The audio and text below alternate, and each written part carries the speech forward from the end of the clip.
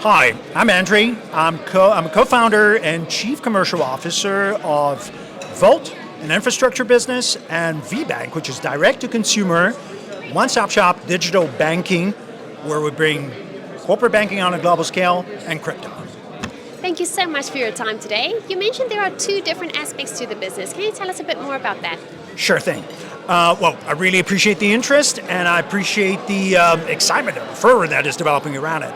So, our main business is one-stop shop digital banking as a service delivered as B2B2B or B2B2C. This is a fancy speak for basically us being a fintech and licensed operator that has got an API level, an infrastructure level to enable any company out there, be it a broker, exchange, token project, meme coin, social media platform, doesn't really matter.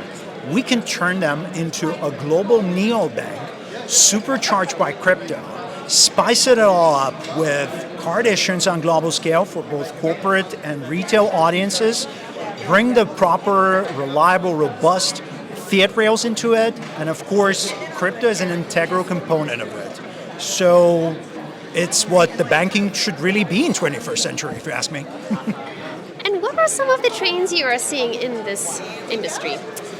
Oh, that's a very good question. I would say the number one thing is maybe sometimes repeated thesis about stablecoins becoming the main use case for crypto.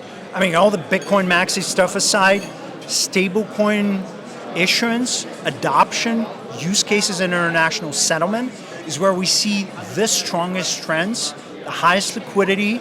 People are getting into the space. They want to make sure that they've got access to stablecoins, use them in international settlements. They can issue their own stablecoins.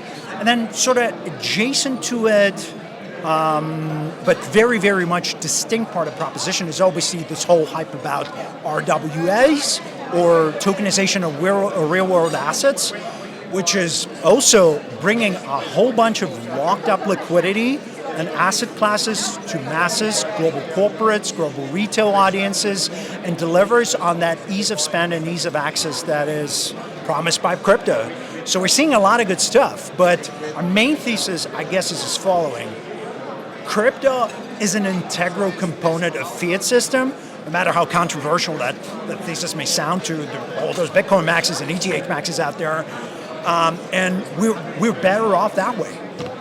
And then lastly, why is it important to be here in the Middle Eastern region and at the event? Oh yeah. This is the definition of global hub. If there ever was a global hub, trade, commerce, entrepreneurship, new technologies, ease of adoption, that's a place. Dubai specifically, but we're seeing strong interest across GCC area, MENA. There's a lot of high-level macro stuff going on there. It's an open economy.